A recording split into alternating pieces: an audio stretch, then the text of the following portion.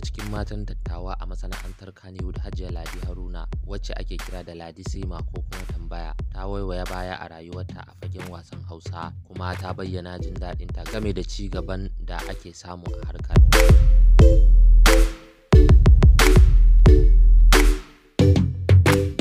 Tambaya, wadda ita ce ta fi sama da shekara 60 tana harkan drama, ta bayyana hakan ne a hiranta na musamman da ta yi da mujallar fim a gidanta da ke Kano. Hajiya Tambaya, wadda ta yi fice ne a matsayin matar ɗan haki a dramar talabijin tun kamin a assasa Kannywood. Ma'aikaciyar jinya ce a asibitin Nasarawa da ke Kano. Aikin da ta ce tana yi ne domin tallafawa kanta da iyalanta.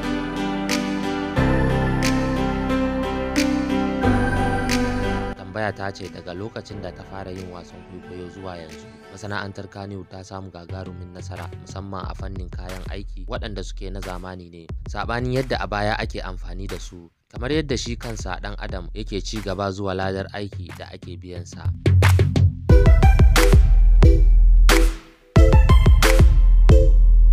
A cewarta, a da drama ma idan ka yi ba za a baka ko kobo ba, amma yanzu saboda zuwan zamani, kamin mutum ya fita sai an gaya masa irin fitowar da zai yi, sannan kuma a gaya masa nawa za a biya shi. Wannan ma gagarumin ci gaba ne, kamar yadda idan muka yi wasan kwaikwayo ba mu da gidan talabijin a Kano ko ɗaya har sai mun je Kaduna. Wannan ma yana ɗaya daga cikin ci gaban da wannan masana'antar ta samu.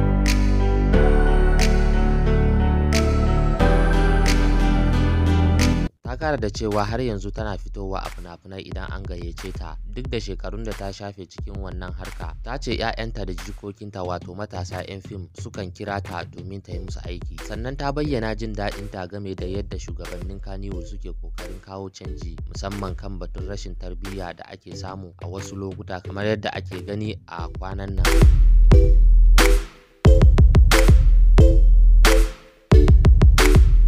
Jarumar mai shekara kimanin 90 a duniya ta ce mutane irinta ba za su taɓa gudun masana'antar ba, ita ba ta raina masana'antar fim. Ta ce, na daɗe ina yin wannan sana'ar, wadda na samu sama da shekara 60 a cikinta. Kan wannan baiwa ina yi wa Allah godiya.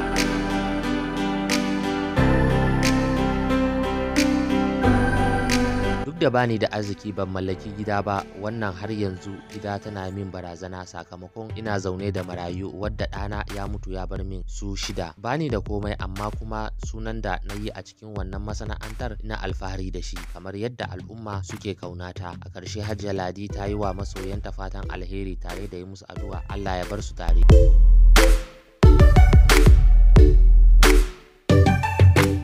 Ku danna subscribe domin samun labarin Kannywood.